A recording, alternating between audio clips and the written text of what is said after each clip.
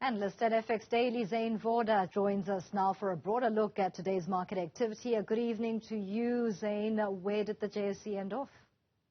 Good evening to to you and the listeners there. It's obviously been another interesting day today. What we have seen with the top 40, obviously a slight, very minimal gains today from the JSE top 40. Obviously, among the major movers, obviously facilitating that move, we did see some gains for Process, but British American Tobacco as well. Naspers putting in some gains there as well, all with gains of around just above the 3% mark today. And looking at it from sector breakdown as well, we've seen the industrial 25 up, and that obviously, negating the losses that we saw in the resources and in the financial sector as well. In general, obviously, like I said, markets and the JSE as well taking its cues today from that U.S. inflation data, which you just mentioned just now. So, I think a lot of it is just at the moment wait and see, and that seems to be bleeding over into the emerging markets as well, just like we're seeing with the JSE. So, yeah. Talk to us about what the global market is exactly expecting as we anticipate those inflation numbers from the U.S. Well, the inflation numbers have come out already. To me, as I'm looking at them here, the numbers, we did see quite a bit of back and forth when the numbers were first released. We did get a slight uptick, obviously, in U.S. inflation. The year-on-year figure coming in slightly higher than expected, 0.1% higher. And obviously, this saw a little bit of a tug of war, if you can say that. So we did see quite a bit of repricing there in terms of interest rate expectations. However, once the data was digested by market participants, we have seen no real change, obviously, in that expectation for rate cuts to begin in June by the Federal Reserve. And obviously, that has seen, we did see a bit of gains for the S&P 500, obviously, after that, and U.S. stocks as well, gaining a little bit of momentum there. The dollar also strengthening slightly.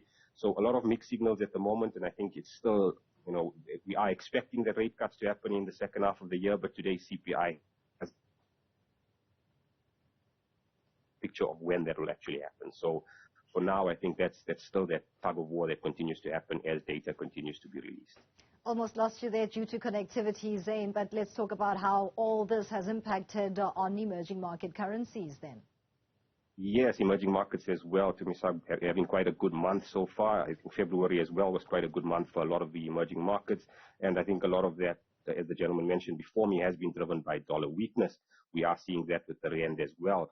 But as I mentioned, I think last week as well on the show, until we do get some form of clarity on when that rate cuts will begin, I don't expect a lot of these moves to be sustainable. So I do expect, for example, for the rand at the moment, trading around that 1860, 1870 area. If we are going to see more rand strength, I do think it will be kept around the 18 rand mark for now, at least up until we do get some more clarity, as I mentioned, on that U.S. policy moving forward. So until June, I do expect a lot of range-bound trade for the rand as well, maybe between the 18 rand mark towards the 1950 area for the foreseeable future, in my opinion, yes. As a parting shot, what more can we expect on the commodity side of things, particularly oil and gold?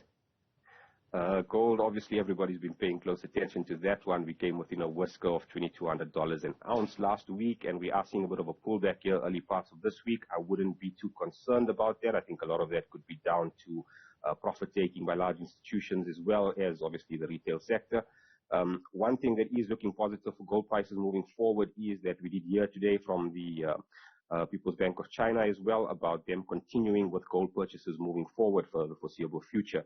Now, that obviously will give, gold buyers in particular a little bit of excitement there, expecting that gold prices will remain supported for the interim. And obviously, with markets looking at a weaker dollar in the second half of the year, if we do get that policy pivot, gold is very delicately, very well poised actually to continue this bullish run that it's been on recently. Now, oil prices is another story there. Obviously, oil dealing with different dynamics, obviously the conflicts in the Middle East and so on. But there as well, we did hear positive remarks today from OPEC, where they did see the demand for 2024 actually exceeding expectations, where they're seeing a drop in demand in 2025. So for now, though, oil and gold looking relatively like they're going to be supported, at least for the short term. So, yeah, it's going to be interesting to see how that develops as the weeks and months come ahead. Analyst Zain Vawda talking to us about the markets and activities so far, especially with the release of the U.S. inflation numbers.